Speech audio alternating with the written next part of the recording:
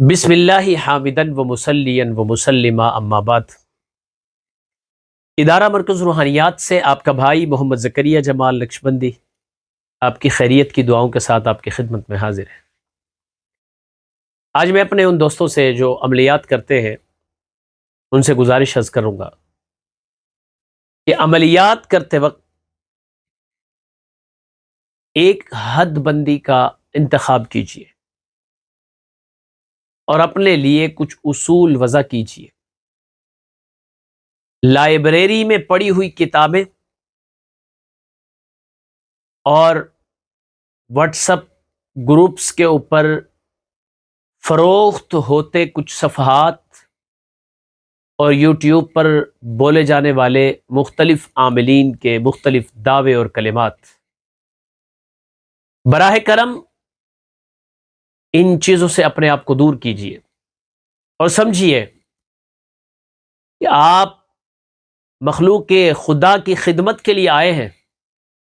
اگر آپ کا مقصد مخلوق خدا کی خدمت ہے تو آپ قرآنی وظائف سے زیادہ لوگوں کی خدمت نہیں کر سکتے۔ قرآنی وظائف اور مسنون اعمال کی طاقت سے بڑھ کر کچھ بھی نہیں ہے۔ نت نئے طلاسم، نت نئے طرق، نت نئے نقوش، ان سے اپنے آپ کو بچائیے۔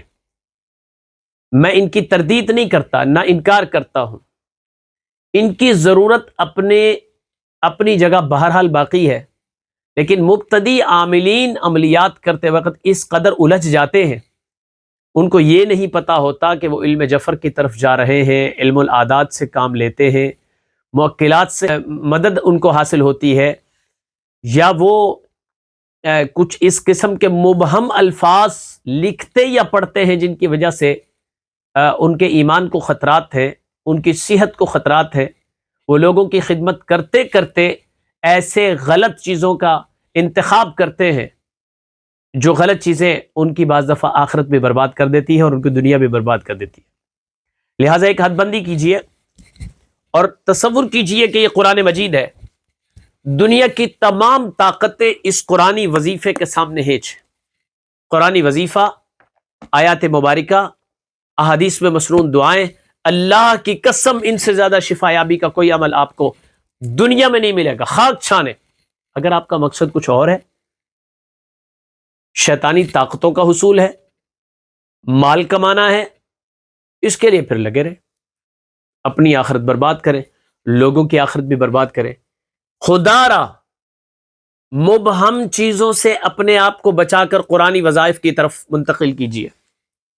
یہ میری اپنے عاملین بھائیوں سے درخواست ہے۔ والسلام، دعاؤں کی درخواست، آپ کا بھائی محمد زکریا جمال نقشبندی، ادارہ مرکز روحانیات، پاکستان۔